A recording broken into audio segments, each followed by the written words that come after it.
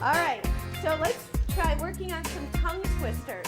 Now, when we do the tongue twisters, I want you to really consider the placement of your tongue in your mouth when you form the letters, okay? So let's all practice our...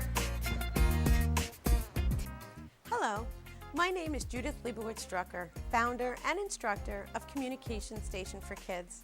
I'd like to tell you a little story about a boy who just celebrated his 10th birthday. He was very fortunate to receive some money and decided to buy a video gaming system, but he was just not certain which system to buy. So he went to the internet and researched product reviews of different systems and analyzed the prices of each. Based on his research, he made his purchase. He was really happy with his purchase. Another family was uncertain who to vote for in the upcoming election. They too went to the internet and researched news stories that revealed candidates' views. They made their decision based on this information. The moral of these stories is that the ability to research and to make informed decisions is critical in all stages of life. These are the skills that we teach in Communication Station for Kids program. We teach internet research skills, critical thinking, feature story writing, and verbal presentation. I am proud to feature the fine work of our Edison students from Communication Station for Kids. Thank you for watching. I hope you enjoy the show. Hello and welcome to the Book Nook of Communication Station for Kids. I'm your host, Kavan. Did you know Daniel Handler, aka Lemony Snicket, wrote the series of unfortunate events? His books won several awards, like the Colorado Children's Book Award and the Nevada Young Readers Award. Daniel Handler was born on February 28, 1970. His other books were The Blank Book, Lemony Snicket, an authorized autobiography, and The Blank Basic 8. Daniel Handler didn't want to use his real name when he wrote his books, so he invented a pseudonym. Lemony Snicket had one brother, Jacques Snicket, and one sister, Kid Snicket. He wanted to be a writer ever since he was 5. And when he was 22, he went to Wesleyan College for writing. In all of his books, he uses high-level vocabulary. Daniel Handler's inspiration was an author named Edward Gorey. Daniel thinks that if you do good deeds, it doesn't mean you're going to get rewarded, but do good things anyways. His mother was a dean at City College. His dad thought being an author is dumb and boring. The last book Daniel Handler, aka Lemony Snicket, wrote was The End. This is Kavan reporting from Communication Station for Kids. Hello, this is Shreya reporting from Communication Station for Kids with your Singer Spotlight. Do you know about the famous R&B singer Jay Sean? Well, if you don't know already, he started his career in 2003 when a company called Cash Money Records gave him a record deal. Since then, so many people thought his music was beautiful. The name Jay Sean isn't his real name.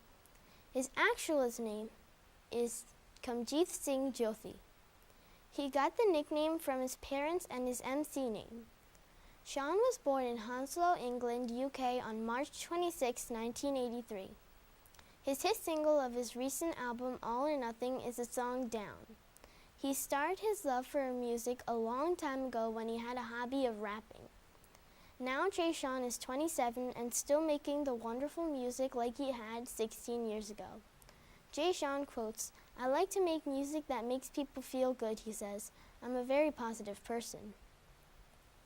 If you start to love this wonderful artist, you can listen to his most recent album, All or Nothing, or you can listen to his much older albums. One of my favorite songs from Jay Sean is Ride It. You can find this song on his most recent album. Jay Sean has received a massive amount of awards. Some of them are Best International Artist, Best Music Video for Ride It, and Best Urban Act. My name's Shreya, and thanks for listening to Communication Station for Kids. The Gulf of Mexico oil spill was the biggest oil spill ever. An explosion occurred at the deep-sea drilling ring and sent crude oil gushing everywhere. This oil spill is a huge danger to sea life. Animals that live near the ocean are dying, getting covered in oil, and getting sick. Small animals in the sea like turtles, crabs, fish, etc. are getting covered with oil easily. The animals that are covered in the oil, the professionals take in to help. All of us here taking care of wildlife feel it's important, said the Wildlife Response Services in Nahoma, Louisiana. The reefs underneath the sea is called home for sea life. So BP has to do their best when saving the oiled animals so they can go back to the reef. I hope everyone will please help clean the Gulf oil spill to make the world a better place for the animals. The Gulf spill was resolved 2 weeks ago with the help of a machine and a plug. This is Sonali reporting from Communication Station for Kids. Hi, my name is Swathi and I am reporting from the History Corner of Communication Station for Kids. Have you ever gone to New York? You might have seen the Empire State Building or Times Square, or maybe if you are lucky you had seen the Twin Towers. The Twin Towers were skyscrapers located in New York City. The Twin Towers were more than 100 feet taller than the silver mast of the Empire State Building. It is 1,368 and 1,362 feet. The owners of the Twin Towers are Port Authority of New York and New Jersey. It opened on April 4, 1973 with a ribbon cutting. The World Trade Center was more than its signature Twin Towers. It was a complex of 7 buildings on 16 acres. The Towers 1 and 2 World Trade Center rose at the heart of the complex, each climbing more than 100 feet taller than the silver mast of the Empire State Building. Construction of a World Trade Facility had been under consideration since the end of World War II. Some 50,000 people worked in the building, while another 200,000 people visited or passed through each day. The complex was so big that it had its own zip code, 10048. The Twin Towers are located in the World Trade Center. It's too bad the Twin Towers fell down on September 11, 2001.